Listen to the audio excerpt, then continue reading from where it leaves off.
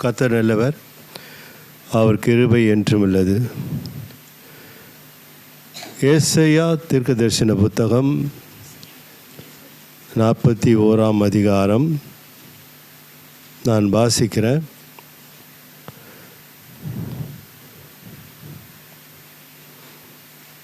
பத்தாம் வசனம்.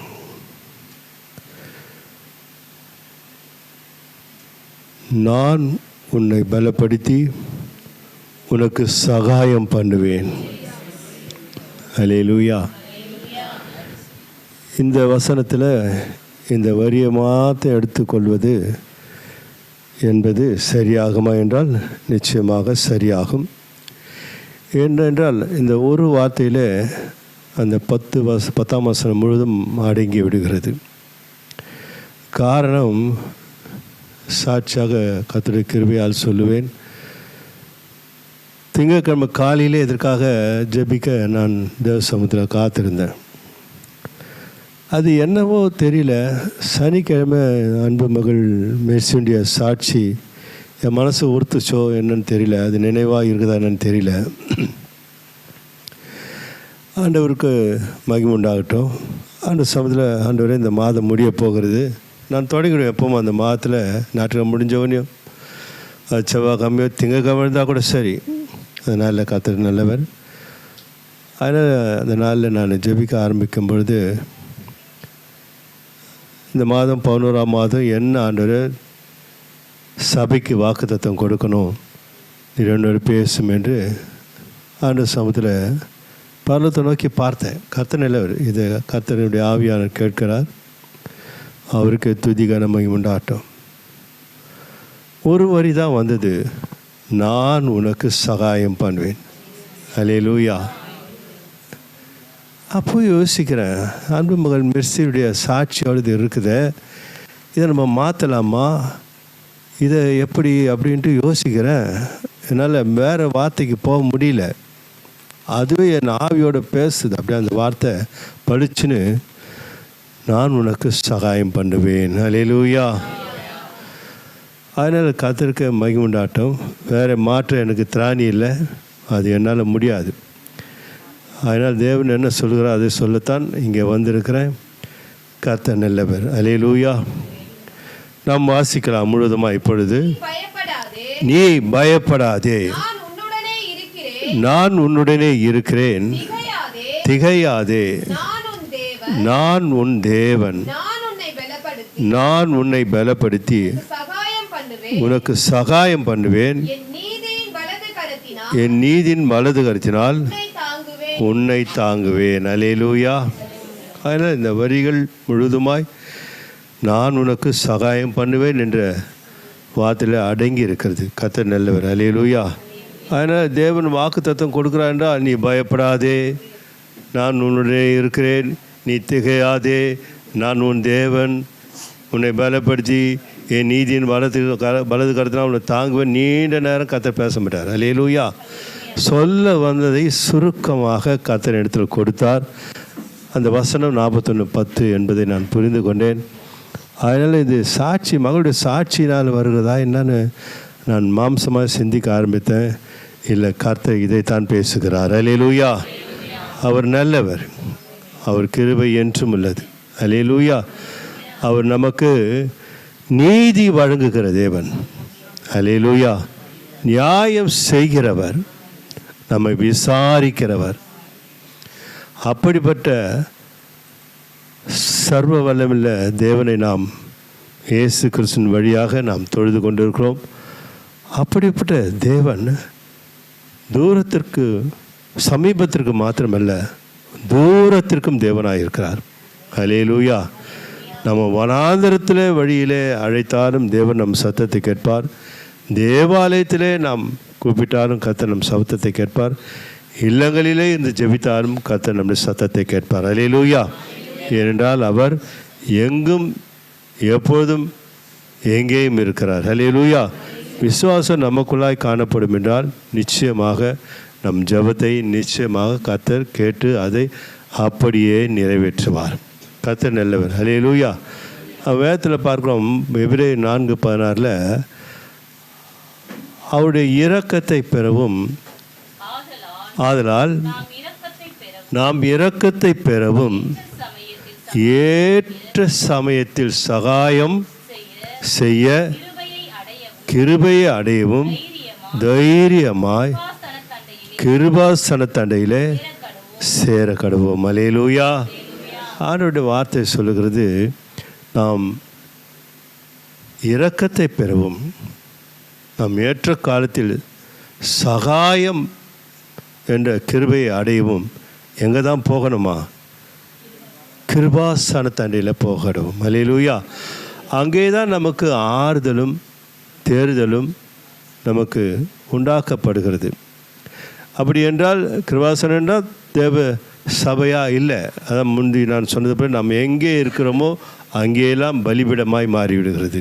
அல்லேலூயா. அது வனாந்தரமாக இருக்கலாம், சபையாக இருக்கலாம், வீடாக இருக்கலாம், போக்கும் வார்த்தை எங்கே போனாலும் கர்த்தரை நாம் நினைத்து துதித்து ஜெபிக்கும் பொழுது தேவன் நம் சத்தத்தை நிச்சயமாக கேட்கிறார். அல்லேலூயா. அன்பான தேவனுடைய பிள்ளைகளே, ஒரு சம்பவத்தை நாம் பார்க்கிறோம். அதாவது தேவனுடைய சம்பவம் என்னவென்றால் 3 விதமாக நாம் கவனிக்கலாம். ஒன்று தேற்றுகிறவர், 2வது காப்பாற்றுகிறவர், 3வது பாதுகாக்கிறவர். அல்லேலூயா. தேற்றுகிறவரும் அவர்தான், காப்பாற்றுகிறவரும் அவர்தான், நமக்கு பாதுகாப்பை தருவதும் அவர்தான். அல்லேலூயா. அவர்தான் சர்வ வல்லமுள்ள தேவன். அல்லேலூயா. நாம் எடுத்துக்கொள்வோம். தேற்றுகிற காரியத்தை நாம் பார்க்கலாம். கர்த்தர் நல்லவர், அவர் கிருபை என்று. சங்கீத புத்தகம் 62ஆம் அதிகாரம் 8ஆம் வசனத்தை நாம் வாசிக்கலாம். ஜனங்களே எக்காலத்திலும் அவரை நம்புங்கள், அவர் சமூகத்தில் உங்கள் இருதயத்தை ஊற்றுங்கள். தேவன் நமக்கு அடைக்கலமாய் இருக்கிறார். அல்லேலூயா சொல்லுவோமா? அல்லேலூயா. ஜனங்களே, ஆண்டவருடைய வார்த்தையை பாருங்கள். ஜனங்களே எக்காலத்திலும் அவரை நம்புங்கள். அப்படின்னா என்ன அர்த்தம்? எப்பொழுதும் எந்த சூழ்நிலையிலும் உயர்வோ தாழ்வோ எங்கே இருந்தாலும் சரி, அவமானமோ வேதனையோ ஒவ்வொரு காலத்திலும் ஒவ்வொன்றும் நம் வாழ்க்கையில் நேரிடலாம். ஒன்று போல இருக்காது. நம்முடைய ஆத்மாவை சிந்தையை குழப்புவதற்கும் நம் ஆத்மாவை கலங்கடிக்க பண்ணுவதற்கும் நம் வாழ்க்கையில் சில சம்பவங்கள் உண்டாகும். அல்லேலூயா. அந்த சம்பவங்கள் மனிதர்களாகிய நம்மால் தீர்க்க முடியாது. கர்த்தர் ஸ்தோத்திரம். அல்லேலூயா. நம்மால் என்ன பிரச்சனை இருந்தாலும் சரி, சில பிரச்சனை நம்மளால் சீர்படுத்த முடியும். நம்மால் எல்லா பிரச்சனையும் சீர்படுத்த முடியும்னாக்கா அது கூடாத காரியம். அல்லேலூயா. அதுதான் வேதம் சொல்கிறது, ஜனங்களே எக்காலத்திலும் அவரை நம்புங்கள். அல்லேலூயா. நம்மளால் முடியாததை நம்மளால் அது முடியாது. கர்த்தர் ஸ்தோத்திரம். அல்லேலூயா. அப்படிப்பட்ட அந்த பிரச்சனையை நம்ம தைரியமாக கிருபாசனத்தண்டையில் என்ன பண்ணோமா? சேர கடவோம். அல்லேலூயா. அந்த பிரச்சனையிலிருந்து நாம் மீளும்படியாக அப்படிப்பட்ட துன்பமான பாரமான, அதாவது துன்பமான ஒரு வாழ்க்கை, பாரமான ஒரு இருதயம், இதை யாரை சீர்படுத்த நம்மளால் சீர்படுத்த முடியாது. சில வாழ்க்கையில் சொல்ல முடியாத பிரச்சனைகள் இருக்கும். கணவனாக இருக்கலாம், மனைவியாக இருக்கலாம், எல்லாத்தையும் சொல்ல முடியாது. சில காரியங்கள் மனசில் தேங்கிக்கிட்டு அது பாரத்தை அழுத்தி கொண்டே இருக்கும். அது எங்கே போய் கொட்டுவது? அல்லேலூயா சொல்லுமா? நமக்கெல்லாம் தெரியும் இல்லையா, யார் இருதயத்தை ஊற்றினது? ஆமென். அல்லேலூயா. அது சம்பவத்தை நீங்கள் கவனிச்சிங்கன்னா சாமுவேல் புத்தகத்தில் 1 சாமுவேல் புத்தகம் 7ஆம் வசனத்தை நம்ம ஒரு வாசிப்போம் என்றால்,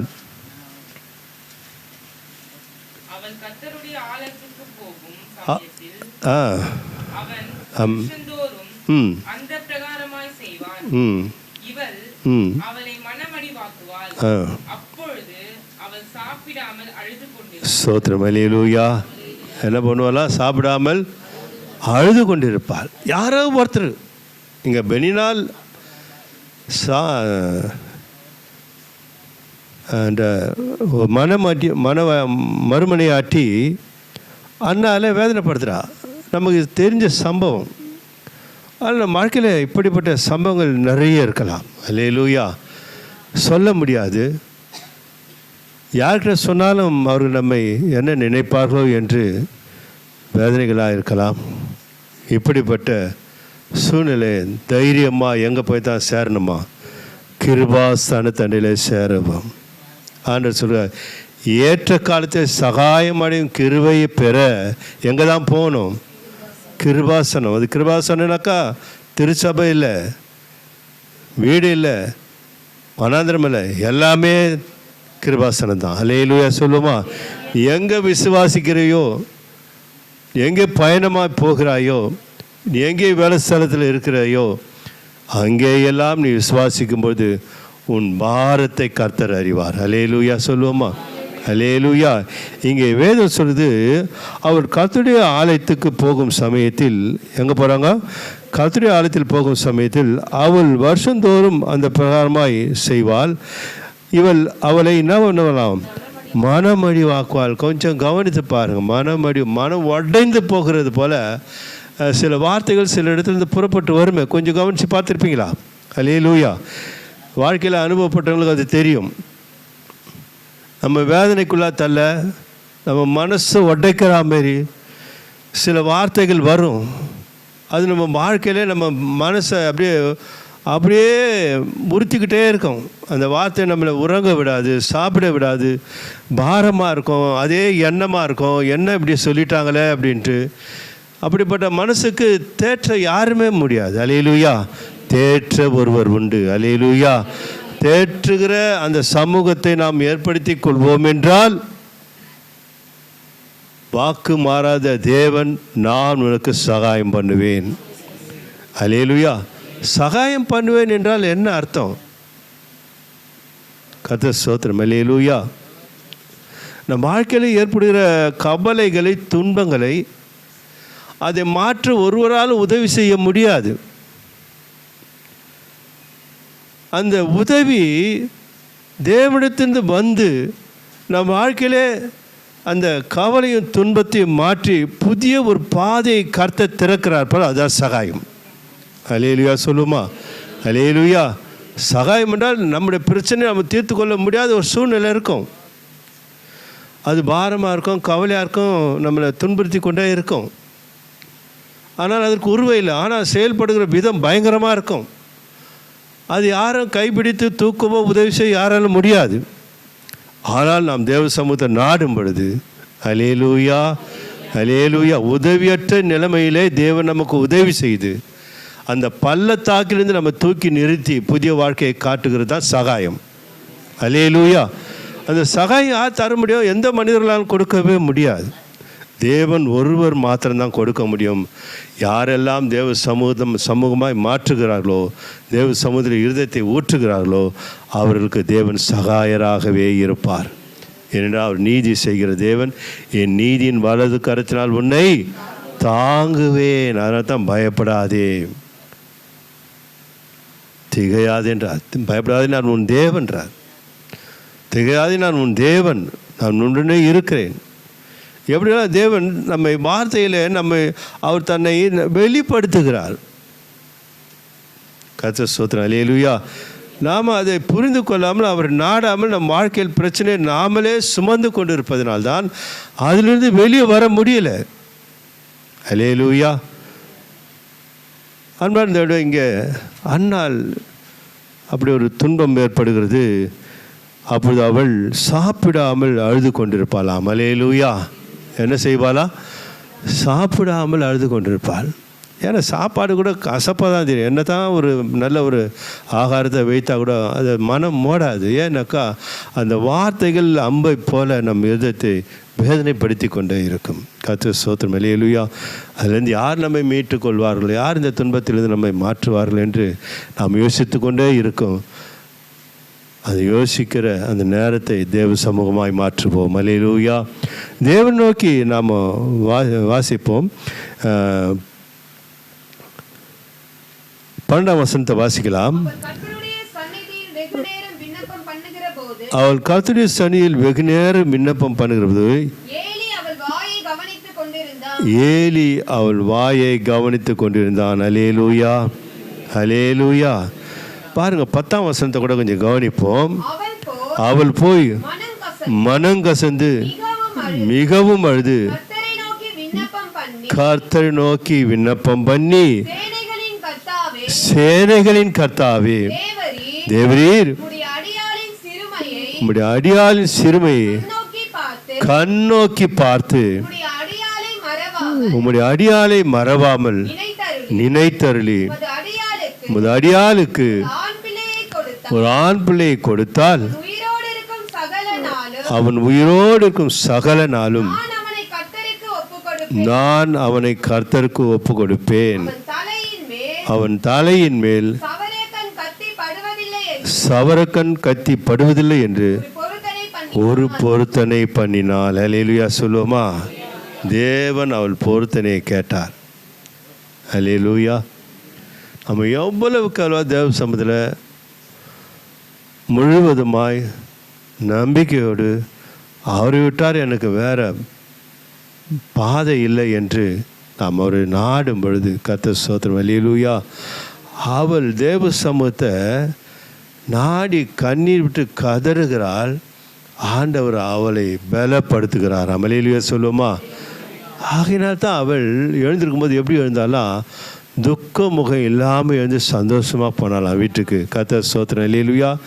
தேவ சமூகத்தில் ஒரு விசுவாசி நாடும்பொழுது தன் பிரச்சனையெல்லாம் மனிதர்களை சொல்ல முடியாது. ஆனால் யார்கிட்ட சொல்ல முடியுமா? தைரியமாக ஓப்பனாக பேச முடியும். அல்லேலூயா சொல்லுமா? மற்றவர்கள் சொல்வதற்கு தயக்கம் இருக்கலாம். என்ன நினைப்பாங்களோ என்று அவர்கள் தயங்கலாம். ஆனால் நமக்கு ஒரு தேவன் ஒருவர் இருக்கிறார். அல்லேலூயா சொல்லுமா? நம்முடைய எல்லா துன்பங்களையும், நம்முடைய எல்லா துயரங்களையும், நம்முடைய எல்லா மன வருத்தங்களையும் கொட்டி தீர்ப்பதற்கு நம்ம வெட்கப்படுத்தாத கர்த்தர் ஒருவர் இருக்கிறார். அவர் நமக்கு நிச்சயமாய் சகாயம் பண்ணுவார். அல்லேலூயா. நான் சொல்கிறேன், நீ பயப்படாதே. அல்லேலூயா. அவள் பயந்த காலத்தை கர்த்தர் மாற்றி அவள் இனி நான் பயப்பட வேண்டிய அவசியமே இல்லை என்று ஒரு தைரியத்தோடு கிருபாசனத்திலிருந்து புறப்படுகிறாள். கர்த்தர் அவளை பலப்படுத்தினார். அநேக சந்ததிகளுக்கு அவள் சொந்தமாய் மாறினாள். அல்லேலூயா சொல்லுவோமா? அல்லேலூயா. அதனால் இவர் தேற்றுகிறவர். தேற்றவாளர் என்ற துணையாளருக்கு பெயர் உண்டு. கர்த்தர் ஸ்தோத்திரம். அல்லேலூயா. திக்கற்றவர்களுக்கு கர்த்தர் சகாயர். அல்லேலூயா. அப்படி ஒரு சம்பவம் தான் இன்னொரு ஸ்திரீயின் வாழ்க்கையில் நடக்கிறது. பார்ப்போம். சங்கீதங்கள் புத்தகம் 10ஆம் அதிகாரம் 14ஆம் வசனத்தை நாம் வரும்பொழுது,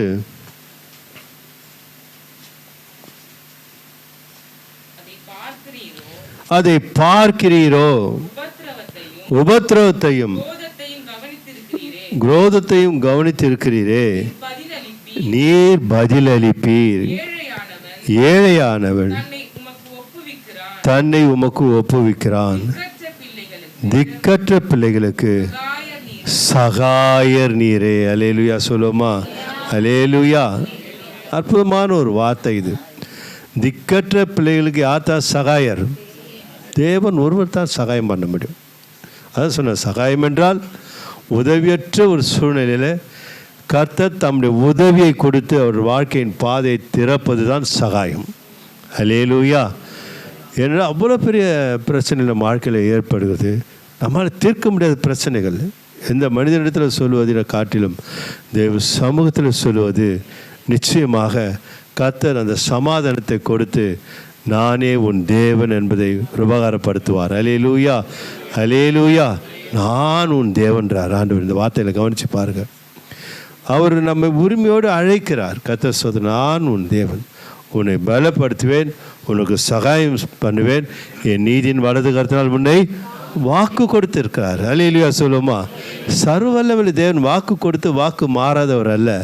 நாம் தான் வாழ்க்கையை சரிப்படுத்தி கொள்ளாமல் தேவ சமூகத்தை நாடாமல் நம் வாழ்க்கையை நாம் பாரமாக்கி கொள்வதுதான் அது தீராத பிரச்சனையாகவே அது காணப்படுகிறது. அல்லேலூயா. ஆகாரின் வாழ்க்கையில் அப்படி தான் பார்க்குறோம். அந்த வசனத்தை நாம் பார்க்கும்பொழுது அதை பார்க்கிறீரோ? உபத்திரவத்தையும் குரோதத்தையும் கவனித்திருக்கிறீரே, நீர் பதிலளிப்பீர். அல்லேலூயா. ஏழையானவன் தன்னை உமக்கு ஒப்பு கொடுக்கிறான், திக்கற்ற பிள்ளைகளுக்கு சகாயர் நீரே. இப்படித்தானே ஆகார் வாழ்க்கையில் நடக்குது. கர்த்தர் ஸ்தோத்திரம். அவருடைய வாழ்க்கையில் அப்படிப்பட்ட ஒரு சம்பவம் தான் நடக்குது.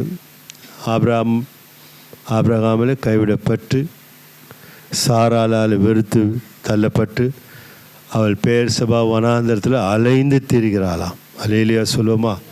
கையில் இருக்கிற அப்பமும் துருத்தியும் அவள் வாழ்க்கையின் பாதையில் அது தொலைந்து போனது. கர்த்தர் ஸ்தோத்திரம். அல்லேலூயா. இப்போ நடக்கிற அந்த நல்ல புத்தி தெரிந்த பிள்ளை தாய் இடத்துல கேட்குது, இது அப்பமும் இல்லை, என்ன இல்லை, தண்ணீரே இல்லை என்று கதறுகிறதை இவள் கவனித்தாள், ஆகார் கவனித்தாள். கர்த்தர் ஸ்தோத்திரம். அல்லேலூயா.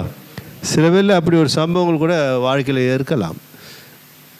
அவரோட வாழ்க்கையில் அப்படி ஒரு சம்பவங்கள் இருக்கலாம்.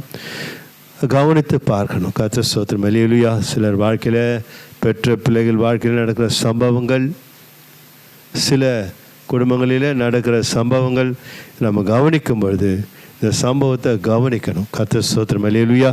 அவர் வனாந்தரத்தில் அவள் அலைந்து திரிந்து, அவள் நீர் இல்லாமல் அப்பம் இல்லாமல் ஆண்டவர் சமூகத்தை நோக்கி அழுகிறா. அல்லேலூயா, அல்லேலூயா. என் பிள்ளை சாகிறதை நான் பார்க்க மாட்டேன் என்று அம்பு விடும் தூரத்தில் போய் அமர்ந்து அவள் அழுவதை, அல்லேலூயா, பரலோக தேவன் பார்க்கிறார். இவள் அழுகிறது என்ன என்று பார்த்த தேவன் இவள் எதற்காக அழுகிறார் என்று தேவனுக்கு தெரியும். அதுதான் அவன் சுருக்கமாக சொல்லுகிறார், உன் பிள்ளை அழுகிறதை கேட்டேன். கர்த்தர் ஸ்தோத்திரம். அல்லேலூயா. நீ அழுவது எனக்கு தெரியும், ஆனால் அதற்கு மேலே உன் பிள்ளை அழுவத அதை நான் கவனிக்கிறேன்றார். அந்த பிள்ளை அழுகிறதுனால தானே நீ அழுகிற. அல்லேலூயா. ஆனால் அந்த பிள்ளை அழுகிறத நான் கேட்கிறேன். கர்த்தர் ஸ்தோத்திரம். அல்லேலூயா. அன்பான தேவனுடைய பிள்ளைகள் கவனித்து பாருங்கள். உங்கள் வேண்டப்பட்டவர்கள் வருத்தம் அடையும் போது, துன்பப்படும் பொழுது, நீங்கள் அவர்களுக்காக மனவேதனையோடு தேவ சமூகத்தில் காத்திருக்கும் பொழுது, நிச்சயமாக நீங்கள் யாருக்காக மன்றாடுகிறீர்களோ, அது கணவனாக இருக்கலாம், மனைவியாக இருக்கலாம், பிள்ளைகளாக இருக்கலாம், சொந்தங்களாக இருக்கலாம், யாருக்காக மன்றாடுகிறார்களோ உங்கள் ஜெபத்தை கேட்ட தேவன் அவர்களை பார்க்கிறார். அல்லேலூயா சொல்லுவோமா? அல்லேலூயா. ஏற்கனவே நான் சொல்லியிருக்கிறேன், நம்ம என்ன பிரச்சனை ஜெபித்தாலும் சரி, நம்ம பிரச்சனை என்னன்னு நம் தேவனுடைய கண்கள் அந்த பிரச்சனையை பார்க்கிறது. அல்லேலூயா. நமக்கு ஏற்படுகிற வருத்தத்தை பார்க்குது, துன்பத்தை பார்க்கறது. தேவனுடைய கண்கள் சுற்றி உலாகிற கண்கள் அவைகள். அப்படிப்பட்ட தேவன் சொல்லுகிறார். கர்த்தர் ஸ்தோத்திரம். அன்பு 18ஆம் வசனத்தை ஒரு வாசிக்கலாம். 21 பண்ணா ஆதி ஆகும் 21 18. நீ எழுந்து பிள்ளை எடுத்து அவனை உன் கையினால் பிடித்து கொண்டு போ, அவனை பெரிய ஜாதி ஆக்குவேன் என்றால். அல்லேலூயா. ஆண்டோட வார்த்தையை பாருங்கள். கர்த்தர் நிலவர ஒரு கிருபை என்றும் உள்ளது. அது மாத்திரமல்ல, அன்பான பிள்ளைகளே, 19ஆம் வசனத்தை நாம் வாசிக்கும்போது, தேவன் அவருடைய கண்களை திறந்தார். அப்பொழுது அவள் ஒரு தண்ணீர் துறவை கண்டு போய் துருத்தியிலே தண்ணீர் நிரப்பி பிள்ளைக்கு குடிக்க கொடுத்தாள். அல்லேலூயா. காப்பாற்றுகிற தேவன். முதல்ல பார்த்தோம் தேற்றுகிறவர், இப்பொழுது பிள்ளை சாகிறதே என்று அழுதவள். கர்த்தர் சொல்கிறார், நீ அழுகிற அழுகையை காட்டிலும் அந்த பிள்ளையின் அழுகையை நான் கவனிக்கிறேன், அந்த பிள்ளையை நான் காப்பாற்றுகிறேன். அல்லேலூயா சொல்லுவோமா? அல்லேலூயா. காப்பாற்றுகிற தேவன். நாம் எதற்காக நாம் விண்ணப்பம் பண்ணுகிறோமோ அந்த விண்ணப்பத்தை கேட்கிற தெய்வம் நம் விண்ணப்பத்தின் எந்த இடத்துலேருந்து புறப்படுகிறதோ அந்த இடத்தை கர்த்தர் கண்ணோக்கி பார்க்கிறார். அல்லேலூயா, அல்லேலூயா. கர்த்தர் ஆகாரின் கண்களை திறக்கிறாராம். திறந்த பொழுது நடக்கக்கூடாத சம்பவம் நடக்குது. அங்கே வனாந்திரம், அங்கே சுடுமணல் காணப்படுகிற அந்த இடத்துல கர்த்தர் துறவை உண்டு பண்ணுகிறார். அல்லேலூயா சொல்லுவோமா? ஊற்றுகளை ஏற்படுத்துகிற தேவன். என்ன பிரச்சனை இருந்தாலும் சரி, நம்ம நினச்சி கூட பார்க்க முடியாது. இந்த பிரச்சனை எப்படி போச்சுன்னு நமக்கு தெரியாது. ஏன்? அந்த பிரச்சனைலேருந்து விடுவிக்கிறவர் தேவன் நம்மை. அல்லேலூயா. நமக்கு அது பெரிய விஷயமா இருக்கும், பாரமாக இருக்கும். யார் நமக்கு உதவி செய்வார்கள் என்று நாம் நினைத்து கொண்டிருப்பதை காட்டிலும் ஆண்டவர் சமூகத்தை நாடும் பொழுது, அல்லேலூயா, அது ஒரு வழியாய் வரும்பொழுது எத்தனை வழியாக போகும் என்று 7 வழியாக போயிடும். கர்த்தர் ஸ்தோத்திரம். அல்லேலூயா. அவள் பார்க்கிறாள், துறவை தண்ணீர் புறப்பட்டு வருகிற சத்தத்தை கவனிக்கிறாள். கண்கள் ஆண்டவர் திறக்கிறார். கர்த்தர் ஸ்தோத்திரம். அவள் முழுதுமாய் அந்த பிள்ளைக்கு தண்ணீரை குடித்து தாகத்தை தீர்த்து இருக்கிற துருத்தியில் தண்ணீரை நிரப்பி கொண்டு அந்த பாலைவனத்தை விட்டு கடந்து போகிறாள். அல்லேலூயா. பிரச்சனை விட்டு கடந்து போக வேண்டும் என்றால் வனாந்தரமான ஒரு சூழ்நிலை உருவாகும் பொழுது அவளை விட்டு வெளியே வர வேண்டும் என்றால் தைரியமாக கிருபாசன தண்டையில் சேருவோம். அல்லேலூயா. ஏற்ற காலத்திலே சகாயம் செய்யும் கிருபையை பெற்றுக்கொள்ள வேண்டும். அவர் நல்லவர், அவர் கிருபை என்றும் உள்ளது. அல்லேலூயா. அன்பான தேவனுடைய 3வது காரியத்தை நாம் சந்திப்போம். சங்கீதங்கள் 28ஆம் அதிகாரம் 7ஆம் வசனம் 8ஆம் வசனத்தை நாம் எடுத்துக்கொள்வோம். கர்த்தர் என் பலனும் என் கேடகமாய் இருக்கிறார், என் இருதயம் அவர் நம்பி இருக்கிறது, நான் சகாயம் பெற்றேன், ஆகையால் என் இருதயம் களி கூறுகிறது, என் பாட்டினால் அவரை துதிப்பேன். அல்லேலூயா. கர்த்தர் நல்லவர். இங்கே நாம் பார்க்கிறோம், கர்த்தர் என் பலனும் என் கோட்டையுமாய் இருக்கிறார், என் இருதயம் அவரை நம்பி இருந்தது. அல்லேலூயா. அல்லேலூயா. தேவனுடைய சமூகத்தை நாடுகளுக்கு தேவன் ஒரு வல்லமை கொடுக்கிறார். அது என்ன? சமாதானம். நம் நம்பிக்கை அவர் சார்ந்து வாழ்வதனாலே நம்ம பலவீனப்படும் பொழுது, எந்த காரியத்தில் சோர்ந்து போகும்பொழுது, என்னதான் சரீர பலவீனமாக இருந்தாலும் இந்த ஆத்மா பலவீனம் அடைந்து போயிடும். அல்லேலூயா. அது தேற்று ஒருவராலும் கூடாது. ஆனால் கர்த்தர் தேற்றுவார், காப்பாற்றுவார், பாதுகாப்பார். அல்லேலூயா சொல்லுமா? அல்லேலூயா. அப்படிப்பட்ட ஒரு சம்பவம் தான் கர்த்தரின் பலனும் என் கோட்டையுமாய் இருக்கிறார், என் இருதயம் அவரை நம்பி இருந்தது, நான் சகாயம் பெற்றேன், ஆகையால் என் இருதயம் களி கூறுகிறது, என் பாட்டினால் அவரை துதிப்பேன். 8ஆம் வசனம் சொல்கிறது, கர்த்தர் அவருடைய பலன், அவரே தாம் அபிஷேகம் பண்ணினவனுக்கு அரணான அடைக்கலமானவர். அல்லேலூயா. அவர் தான் நமக்கு பலன். நம்ம எல்லாம் கர்த்தர் அபிஷேகித்திருக்கிறார். நமக்கு அடைக்கலமே அவர் தான், நம்முடைய கோட்டையும் அவர் தான், நம்முடைய தஞ்சமும் அவர் தான். அல்லேலூயா. அவர் சமூகத்தை நாடாமல் நாம் உள்ளத்திலே நாம் மனதில் வைத்திருக்கிற எந்த காரியமும் நமக்கு ஆறுதலை கொடுக்காது. தேவ சமூகத்திலே கவனிக்கிறீர் ஆண்டவரே, என்னை தேற்றுவீர் ஆண்டவரே, என்னை பாதுகாப்பீர் ஆண்டவரே என்று நாம் சொல்லும்போது நிச்சயமாய் கர்த்தர் செய்வார். வாக்கு கொடுத்து பயப்படாதுன்னு சொல்லியிருக்காரு. அல்லேலூயா. திகையாது. கர்த்தர் ஸ்தோத்திரம். அல்லேலூயா. வாழ்க்கையில் அப்படிப்பட்ட ஒரு சம்பவங்கள் தான் அப்போஸ்தலர் புத்தகத்தை நாம் வரும்பொழுது புதிய ஏற்பாடு 3ஆம் அதிகாரம் 8ஆம் வசனம் வாசிக்கலாம். அவன் குதித்து எழுந்து நின்று நடந்தான், நடந்து குதித்து தேவனை துதித்து கொண்டு அவர்களுடனே தேவாலயத்திற்குள் பிரவேசித்தான். அல்லேலூயா. இந்த மனுஷனை பற்றி நமக்கு எல்லாருக்கும் தெரியும். பிறவிலே அவன் யார்? அவன் குருடன். அவனை தினந்தோறும் வாசலில் 2 பேர் தூக்கி கொண்டு வந்து வாசலில் அவன் பிச்சை கேட்கும்படியாக அமர பண்ணுவார்கள். இது இவனுக்கு பெரிய ஒரு போராட்டமாகவே இருந்தது. கர்த்தர் ஸ்தோத்திரம். அல்லேலூயா. ஒவ்வொரு நாளும் இவனை துரிதப்படுத்துவதும், இவனை தூக்கி கொண்டு வருவதும், உட்கார வைப்பதும், திருப்பி இங்கிருந்து தூக்கி கொண்டு போவதுமாய் ஒவ்வொரு நாளும் இவனுக்கு கொஞ்சம் யோசித்து பாருங்கள். அந்த சூழ்நிலை, அவனுடைய சூழ்நிலை கொஞ்சம் யோசித்து பாருங்கள். அவன் பிறவிலே முடவன், நடக்க முடியாது. ஆனால் நடக்கிறவளை பார்க்குறான். ஆனால் அவனுக்கு மற்ற காரியங்களும் உலகத்தின் தேவைகளை சந்திக்க அவனால் முடியல.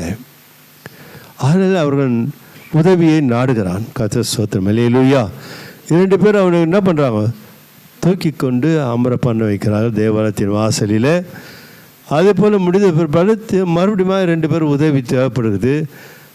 பாருங்க, கொஞ்சம் யோசித்து பாருங்கள். அல்லேலூயா. அவன் வேதனைப்படுகிற ஒரு காலம், அவனுக்குள்ள ஒரு பயம் வருது. நம்ம இப்படியே வாழ்க்கையை தள்ளி விடுவோமா? இல்லை நமக்கு முதிர் வயது வரும்போது நம்ம யாராவது நம்மை கைவிட்டு அசட்டை பண்ணிட்டாங்க, நம்ம வாழ்க்கை நிலைமை என்ன? அல்லேலூயா. அவன் எல்லாத்தையும் திங்க் பண்ணுறான், எல்லாத்தையும் யோசிக்க ஆரம்பிக்கிறான். ஒவ்வொன்றா எதிர்காலத்தை, கடைசி காலத்தை, முதிர் வயது காலத்தை எல்லாத்தையுமே யோசிக்கிறான். கர்த்தர் ஸ்தோத்திரம். யோசிக்கும்போது அவன் தேவாலயத்தின் வாசலையே பார்த்து கொண்டு இருக்கிறான். அல்லேலூயா. எல்லோரும் அங்கு வருவதும் போவதுமா இருப்பதை பார்த்து, இவர் ஆராதிக்கிற தேவன் எனக்கும் சுகத்தை கொடுப்பாரா? உள்ளத்தில் அப்படியெல்லாம் எழுதப்படவில்லை என்றாலும் அவன் செயல்களை பாருங்கள். அவன் கால்கள் சுகம் பெற்று பிடிப்பார். எங்கே போகிறான்? அவன் நேராக தேவாலயத்திற்கு போகிறான். அல்லேலூயா. அப்போது அவனுக்குள்ளே அந்த ஏக்கம் இருக்கிறது. நாம் எப்பொழுது இவர்களைப் போல தேவாலயத்திற்கு தேவனை மகிமைப்படுத்த முடியும்? என் கால்கள் எப்பொழுது சுகமாகும் என்று. அல்லேலூயா, அல்லேலூயா. தேவன் அவனை காப்பாற்றுகிறார். ஸ்தோத்திரம். அல்லேலூயா. அவனை பேதுரு யோவானை என்ன பண்ணுறாங்க? வந்து உற்று பார்க்க சொல்கிறாங்க. அல்லேலூயா. அவன் என்ன பார்க்குறான்? அவங்க பாக்கெட்டில் ஏதாவது கையை விட்டு என்ன செய்வாங்க? ஏதாவது கொடுப்பாங்க என்று அவர்களை பார்க்குறான், கையை பார்க்குறான். கர்த்தர் ஸ்தோத்திரம்.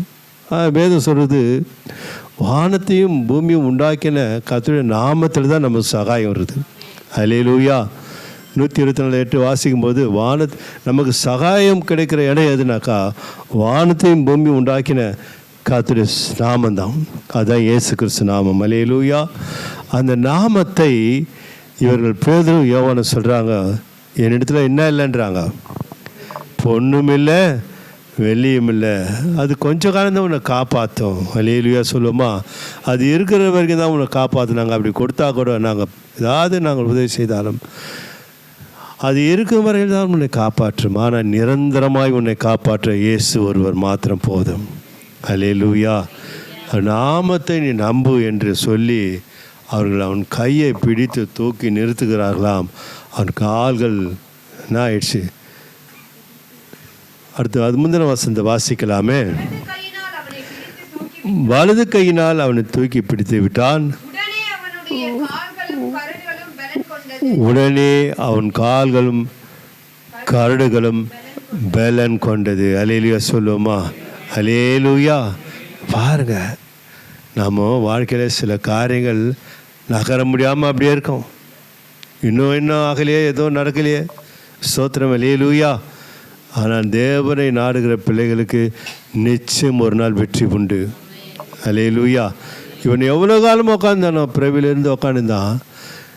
இவன் எவ்வளோ நாள் ஏக்கம் பண்ணினான்னு தெரியல, எவ்வளோ நாள் ஜெபித்தான்னு தெரியல. ஆனால் காலத்தை கர்த்தர் வைத்திருக்கிறார். பாருங்கள், அதான் விசேஷமானது. நம்ம வாழ்க்கையோட பிரச்சனைகள் எவ்வளோ இருந்தாலும் சரி, இது போகாதா, தீராதா, நம்ம விடுதலை பெற மாட்டோமா என்று நாம் கூட சில நேரம் கணித்து இருக்கலாம். ஆனால் தேவன் ஒரு திட்டத்தை, ஒரு நாளை, ஏற்ற காலத்தை வைத்திருக்கிறார். அல்லேலூயா. நிச்சயமாக கர்த்தர் உங்களை அந்த முடமாயிருக்கிற சூழ்நிலை கர்த்தர் மாற்றுவார். அல்லேலூயா. நடக்கக்கூடாத சம்பவங்கள் நடக்கும், நிகழ முடியாத காரியங்களாக வாழ்க்கையில் நடக்கும். நிச்சயமாய் கர்த்தருக்காக காத்திரு. அல்லேலூயா. இவன் காத்திருக்கிற மனுஷன்தான். காத்திருக்கிற மனுஷனாக இருக்கிறபடி தான் நன்றி சொல்லும்படியாக அநேக நாள் ஜபத்தை நீ கேட்டீர ஆண்டவரே என்று உடனே அவன் எங்கே தான் போகிறானா?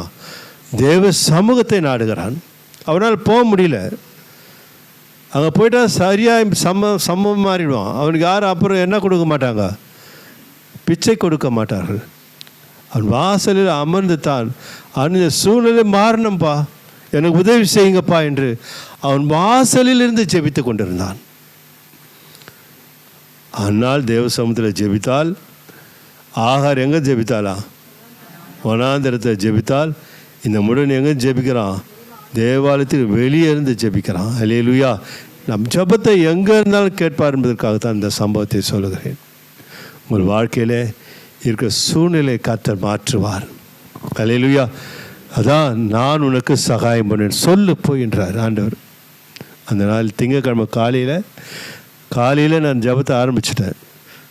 எப்பவுமே எனக்கு அந்த நாட்டுக்கு முடிஞ்சோன்னு வாக்குத்தாதையும் அது திங்கக்கிழமை இருந்தாலும் சரி, செவ்வாய்க்கிழமை இருந்தாலும் சரி, புதன்கிழமை எந்த நாள் இருந்தாலும் சரி, திங்கக்கிழமை ஆரம்பிச்சிருவேன்.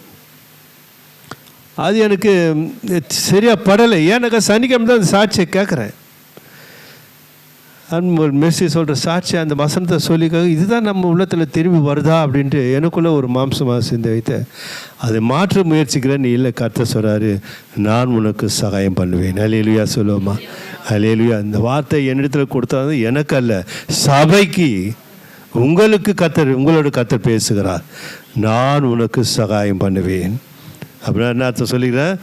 உதவியற்ற ஒரு சூழ்நிலையில் துன்பத்தை மாற்றி உதவி செய்து கர்த்தர் புதிய வழிகளை கர்த்தர் திறப்பது தான் சகாயம். என்னுடைய வாழ்க்கையில் தேவன் புதிய பாதைகளை திறக்கிறார். அண்ணாவுடைய வாழ்க்கையில் புதிய வாழ்க்கையை கொடுக்கிறார். ஆகாரின் வாழ்க்கையில் புதிய வாழ்க்கையை கொடுக்கிறார். இந்த முடவன் வாழ்க்கையிலும் நினைத்து கூட பார்க்காத சம்பவங்கள் நடக்கிறது. அப்படியா நம் வாழ்க்கையில் நாம் நினைக்கிற காரியத்தை கர்த்தர் நிச்சயமாக நிறைவேற்றுவார். கர்த்தர் உங்கள் ஒவ்வொரு தாமே ஆசீர்வதிப்பாராக. ஆமேன், ஆமேன், ஆமேன். நல்ல பிதாவே, நீர் சொல்லி அனுப்பின உம்முடைய வார்த்தையின்படியாக அதை மாற்றக்கூடாமல் பலனற்ற உம்முடைய ஊழியக்காரன் அதே சொல்லும்படியாக எனக்கு கிருபை செய்தீரே, உமக்கு ஸ்தோத்திரம். உம்முடைய ஆவியான தந்த வார்த்தை அப்படியே திருச்சபைக்கு இப்படி ஆலோசனை முடியாத திருவசனத்தை கொண்டு போதிக்க கிருபை செய்தீரே, ஸ்தோத்திரம். நீர் கொடுத்த வாக்கு அல்லவா அது? உடைய வாக்கு தத்துவத்தை ஜனதார் மத்தியிலே நீர் ஆண்டவரே கிருபையாய் கிரியை செய்யும்படியாக நிறைவேற்றும்படியாக உடைய காரணம் செபிக்கிறேன். எல்லா துதி கன மகிமை யாவும் ஒவ்வொருவருக்கே செலுத்துகிறேன். ரட்சகராகிய எங்கள் மீட்பர் ஆண்டவராகிய இயேசு கிறிஸ்து நாமத்தில் ஜெபிக்கிறோம் நல்ல பிதாவே, ஆமேன். என் ஆத்துமாவே கர்த்தரை ஸ்தோத்திரி, என் முழுவல்லமே பரிசுத்த நாமத்தை ஸ்தோத்திரி. என் ஆத்துமாவே கர்த்தரை ஸ்தோத்திரி, அவர் செய்த சகல வல்லமையும் நம்முடைய கர்த்தராகிய இயேசு கிறிஸ்துவின் கிருபை, பிதாவாகிய தேவனுடைய அன்பும் பரிசுத்த ஆவியானுடைய ஐக்கியம் நம் அனைவரோடும் கூட என்றும் இருப்பதாக. ஆமேன், ஆமேன், ஆமேன். அல்லேலூயா, ஆமேன். ஸ்தோத்திரம்.